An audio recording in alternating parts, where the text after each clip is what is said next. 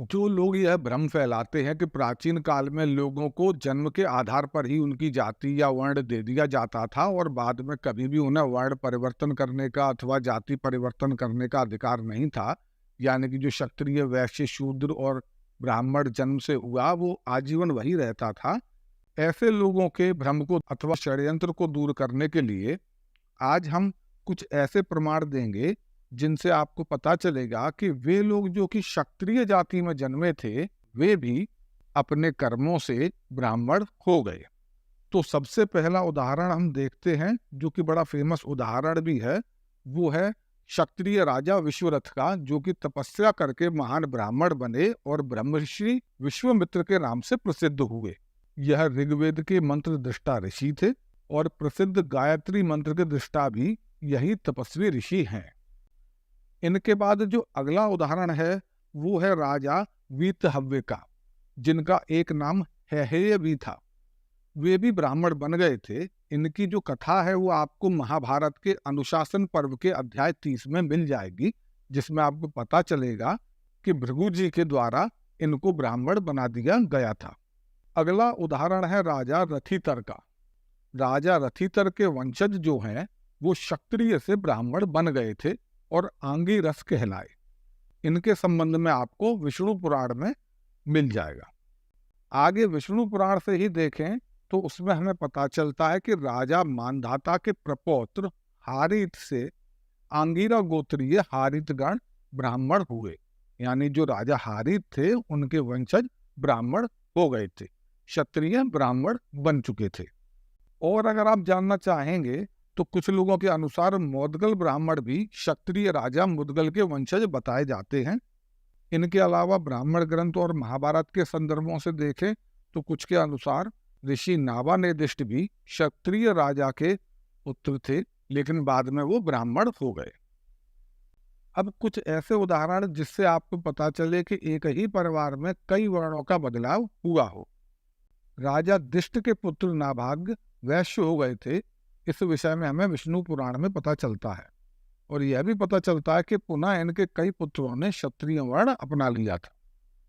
इसी प्रकार विष्णु पुराण से हमें यह कथा भी मिलती है कि क्षत्रिय गृहसंबंध के पुत्र शौनक के जो पुत्र हुए वो चारों वर्णों के हुए, यानी कि क्षत्रिय भी हुए, ब्राह्मण भी हुए, वैश्य भी हुए और शूद्र भी हुए, यानी कि अनेकों वर्ण एक ही परिवार में यहाँ पर हमें देखने को मिलते हैं।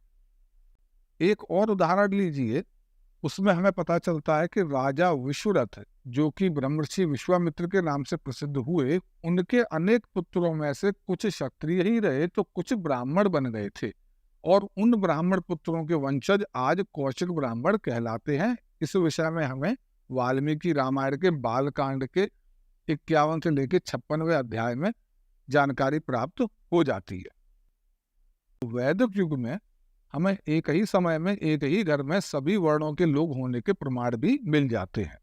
ऋग्वेद के 9वें मंडल के 112वें सूक्त के 3रे मंत्र में हमें मिलता है कि एक ही परिवार में 3 अलग अलग वर्णों के लोग रहते हैं।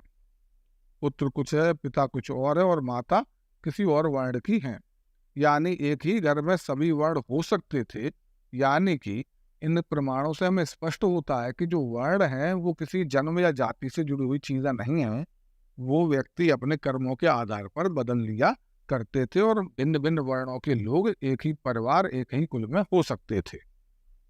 अगर आप और गौर से देखें तो आज आप समझेंगे कि आज जो जातियां खुद को ब्राह्मण, क्षत्रिय, वैश्य और दलित कहती हैं, उनमें भी हमें समान गोत्र मिल जाते हैं। अलग अलग जातियों में समान गोत्र मिल जाते हैं और इसी से पता चल जाता है कि अतीत में वो किसी एक ही पूर्वज अथवा किसी एक ही गुरु से जुड़े हुए थे।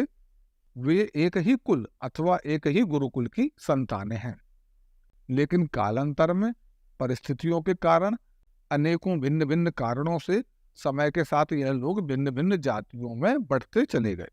इसीलिए जाति के आधार पर आपस में वैरभाव रखना, मनमुटाव रखना, हीनता और उच्चता का बोध रखना नितांत मूर्खता के अलावा और कुछ नहीं हो सकता।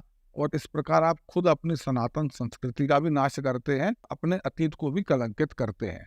तो कृपया करके जो लोग थोड़े भी समझदार हैं, उन्हें इतनी समझदारी तो दिखानी चाहिए कि जाति के आधार पर अपने आप को ऊंचा या नीचा मानने के भावों को हमें त्याग देना चाहिए। धन्यवाद। वीडियो पसंद आने पर कृपया लाइक करें, शेयर करें और चैनल को सब्सक्राइब करके बेल आइकन ज़रूर दबा दें ताकि हमारे आने वाली वीडियोस की जानकारी सबसे पहले आप तक पहुंचे। धन्यवाद।